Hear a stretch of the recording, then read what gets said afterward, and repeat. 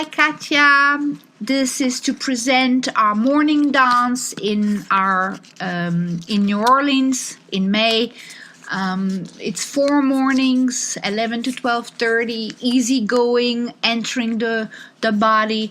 And I think on each day we are going to explore a different type of conscious dance. So if you're interested in what it is, what it means, this is a great place to come and explore it.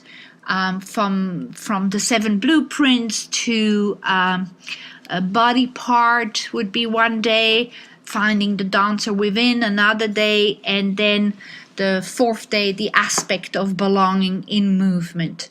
It's quite a lightweight class, a little bit like a Bikram yoga maybe, where you can really smooth enter and enjoy your body with music and some guidance.